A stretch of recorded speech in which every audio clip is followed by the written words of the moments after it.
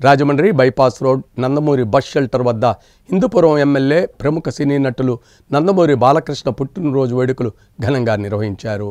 సినీ హీరోగా ప్రేక్షకులను అలరిస్తున్న నందమూరి బాలకృష్ణ బసవతారకం క్యాన్సర్ ఆసుపత్రి ద్వారా ప్రజా ప్రతినిధిగాను ప్రజలకు అనేక సేవా కార్యక్రమాలు చేస్తున్నారని రాజమండ్రి సిటీ ఎమ్మెల్యే ఆదిరెడ్డి శ్రీనివాస్ కొనియాడారు.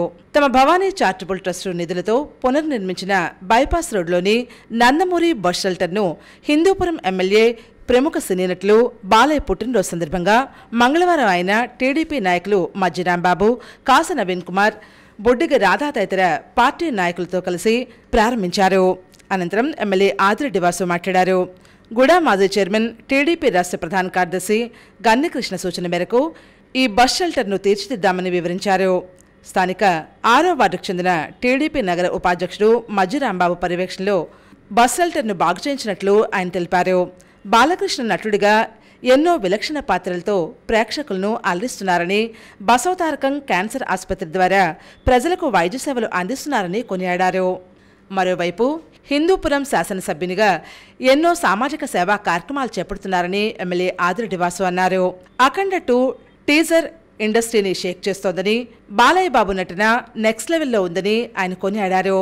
అఖండ 1 పెద్ద హిట్ అయిందని, అఖండ 2 అంతకుమించి హిట్ అవుతుందని టీజర్ ద్వారా శాంపిల్ చూపించారని ఆయన పేర్కొన్నారు.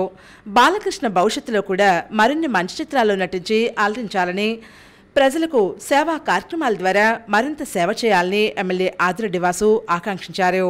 ఈ కార్యక్రమంలో టీడీపీ నాయకులు, కార్యకర్తలు, బాలకృష్ణ అభిమానులు పాల్గొన్నారు.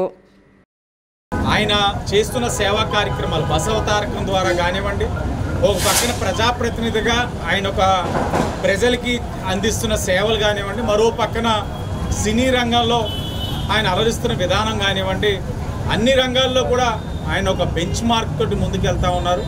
భవిష్యత్తులో ఆయన మరిన్ని మంచి మూవీస్ చేసి అలాగే మరింత ప్రజాసేవ చేస్తూ ఎంతోమందికి వైద్యపరంగా కూడా సేవలు అందించాలని చెప్పి మనస్ఫూర్తిగా రాజమండ్రి సిటీ నియోజకవర్గ పరంగా